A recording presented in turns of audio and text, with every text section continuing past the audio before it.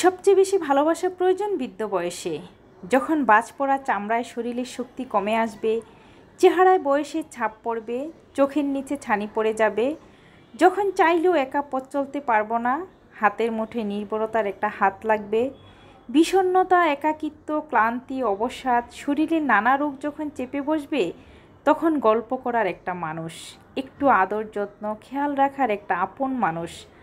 ভালোবাসাটা তো তখনই সবচেয়ে বেশি প্রয়োজন। নন্দিতা রায়ের বেলা শুরু ওই মুভির কথাটা, যে একটা সময়ের পর শরীর থাকে না, আকর্ষণ থাকে না, যেটা থেকে যায় বন্ধুত্ব।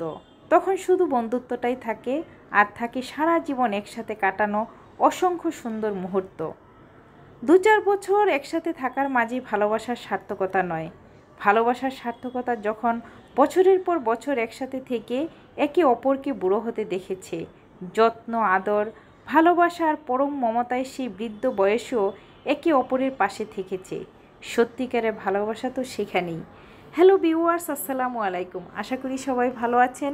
আলহামদুলিল্লাহ, আমিও ভালো আছি। গতকালে চাপা শুটকির ভর্তা করেছিলাম, তারপরে অনেকগুলো ভর্তাই করেছিলাম। সেই ভর্তাগুলো দেখে আমার ময়না মানে জাউ খেতে চেয়েছিল, জাউ ভাত খেতে চেয়েছিল। তো জাউ ভাত আসলে আতপ চাল দিয়ে রান্না করতে হয়, আমার বাসায় আতপ চাল ছিল না, সেজন্য সকালে পোলাওয়ের চাল দিয়ে আসলে সে জাউ ভাত রান্না করেছিলাম। সেটা দিয়ে খুব মজা করে ভর্তা দিয়ে নাস্তা করেছিলাম। তারপরে বাজারে গিয়েছিলাম, টুকিটাকি কিছু নিত্য প্রয়োজনীয় সবজি কিনে নিয়ে আসছি, সাথে আমরা নিয়ে আসছি। আসলে দাঁত থাকতে আমরা দাঁতের মূল্য দিতে জানি না, দাঁতের মর্যাদা বুঝি না।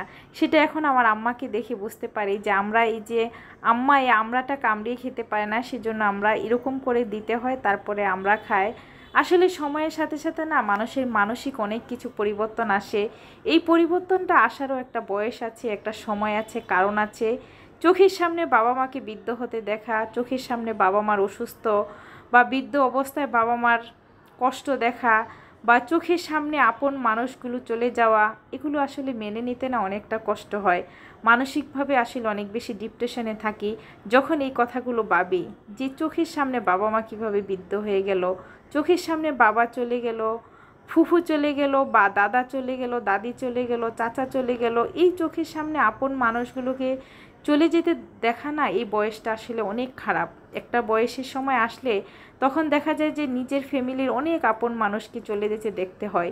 এগুলো আসলে নিতে অনেক কষ্ট হয়। যাই হোক, একা বসে বসে খাচ্ছি, ওই যে অনেক দায়িত্ব, বাবা মার, সন্তান, হাজব্যান্ড, সবার দায়িত্ব নিতে নিতে নিজে না আসলে ক্লান্ত হয়ে পড়ি মাঝে মাঝে।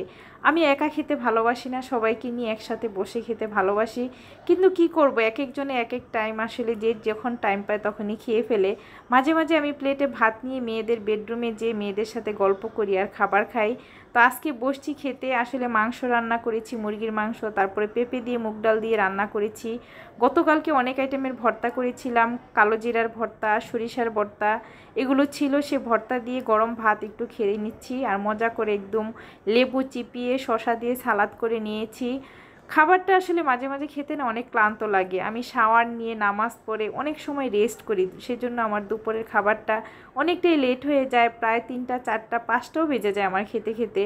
তো এখন যেহেতু আম্মা বাসায় আছে, আম্মা মাঝে মাঝে বকে যে এত লেট করে খাই বলি আমার গ্যাস্ট্রিকের সমস্যা হয়।